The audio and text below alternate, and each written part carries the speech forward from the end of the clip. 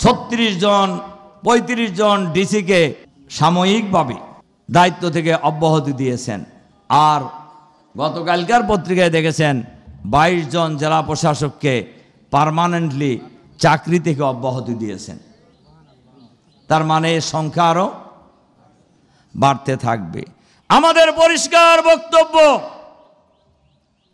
এই ষড়যন্ত্রের সাথে যারা জড়িত প্রশাসনের, এই 20 জন 22 জন 35 জন নয়, যারাই আছে এই প্রশাসনের সরকারের ভিতরে বাইরে ফ্যাসিবাদের দোসর হিসাবে যারা জড়িত ছিলেন অতীতে, তাদেরকে চিহ্নিত করে বিচারের মুখোমুখি করতে হবে।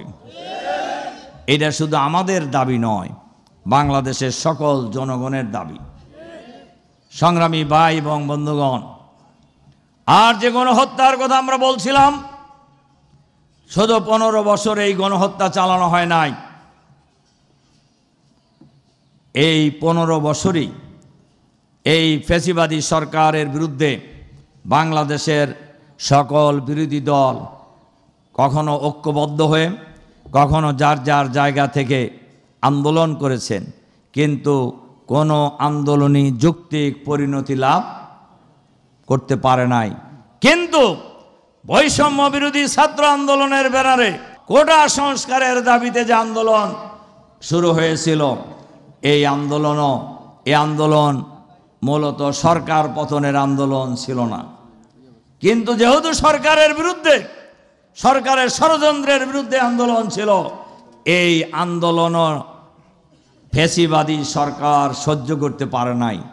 যার কারণে ছাত্রদের মিছিলে ছাত্রদের বুকে গুলি চালিয়েছে, যে গুলিতে রংপুর বিশ্ববিদ্যালয়ের ইংরেজি বিভাগের ছাত্র গরিবের সন্তান আবু সাইদ নির্মমভাবে নিহত হয়।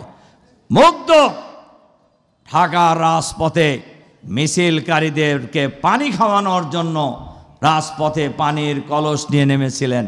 এজন্য আমরা অন্তর্বর্তীকালীন সরকারের প্রধান ডক্টর ইউনূস সাহেবকে আমরা আহ্বান জানাবো, ফ্যাসিবাদের দোসর যারাই আছেন যেখানে, তাদেরকে আপনারা খুঁজে বের করে চিহ্নিত করুন।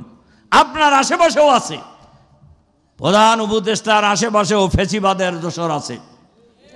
এখন অনেকেই রং পরিবর্তন করতেছেন। আমরা পরিষ্কারভাবে বলতে চাই, এই ফ্যাসিবাদের দোসরদেরকে যেখানেই যাদের সাথেই থাকুক না কেন, সরকারের দায়িত্ব তাদেরকে চিহ্নিত করে বিচারের মুখোমুখি করা।